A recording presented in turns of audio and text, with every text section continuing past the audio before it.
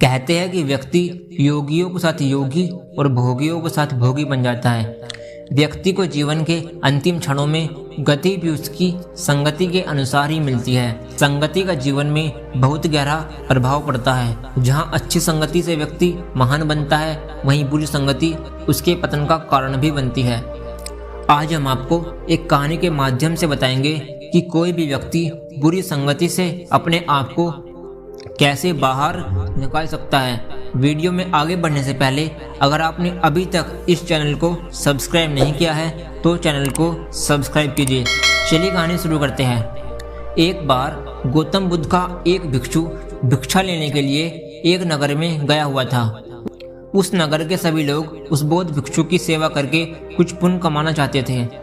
इसलिए जिस किसी को भी पता चला वह दौड़ा दौड़ा तुरंत उस भिक्षु के पास पहुंचा।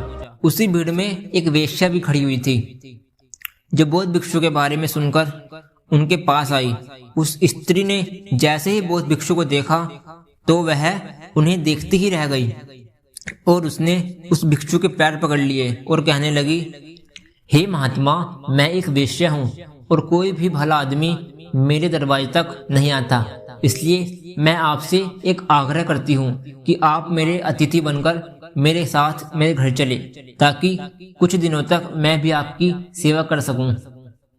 उसने आगे कहा कि हे महात्मा, मैं भी कुछ धर्म और पुण्य कमाना चाहती हूँ और क्या पता मेरे अंदर भी ऐसे भाव आ जाए कि मेरा कल्याण हो जाए। नगर के सभी लोग उस वेश्या की बात सुन रहे थे और इससे पहले कि वह भिक्षु कुछ कह पाता वे ही बोल पड़े कि ये तुम क्या कह रही हो? एक महात्मा तुम्हारे कोठे पर कैसे पहुंच सकते हैं? इससे तो इनका मान भ्रष्ट होगा और इन्हें पाप लगेगा। नगरवासियों की बात सुनकर वह वेश्या कहने लगी कि मैं इन्हें अपने पाप मिटाने के लिए ही साथ चलने का आग्रह कर रही हूँ। उन सभी की बात सुनकर वह भिक्षु सभी को शांत करता है और कहता है कि मैं अपने गुरु बुद्ध से इसके बारे में अनुमति लेकर बताऊंगा। यह सुनकर वेश्या ने कहा, ठीक है, मैं आपका इंतजार करूंगी। इतना सुनकर नगर के एक सेठ ने कहा कि हे महात्मा, ये स्त्री एक पापी है, इसका घर आपके जाने लायक नहीं है, आप मेरे साथ मेरे घर चलिए।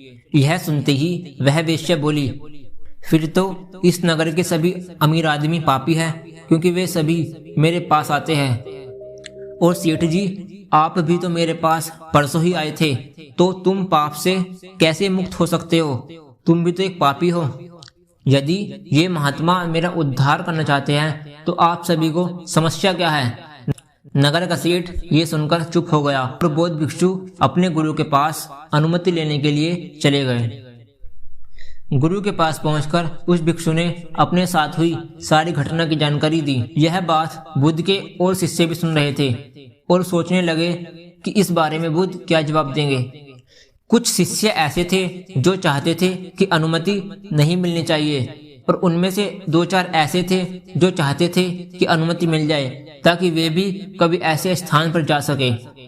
बुद्ध ने सारी बात सुनकर कहा कि जाओ और उस औरत का कल्याण करो।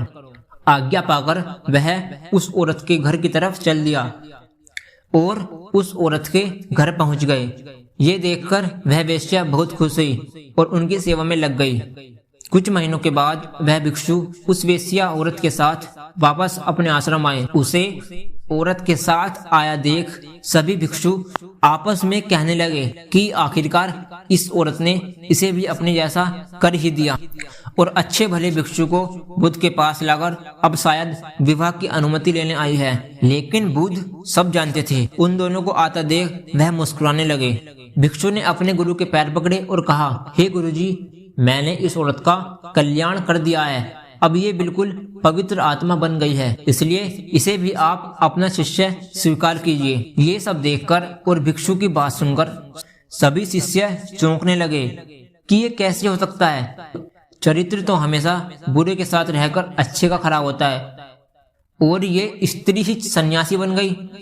तब गुरु ने कहा कि देखो इस भिक्षु को जिसने मेरी आशा के अनुरूप कार्य किया और इस अपवित्र स्त्री को अपने जैसा पवित्र बना दिया। ये ठीक उसी प्रकार है जैसे कमल कीचड़ में रहकर भी कीचड़ जैसा नहीं होता। तो दोस्तों कैसी लगी आपको ये कहानी? अच्छी लगी हो तो वीडियो को लाइक, शेयर और चैनल को सब्सक्राइब कीजिए। चलिए मिलते हैं अगली वीडियो में, तब तक अपना ख्याल रखना।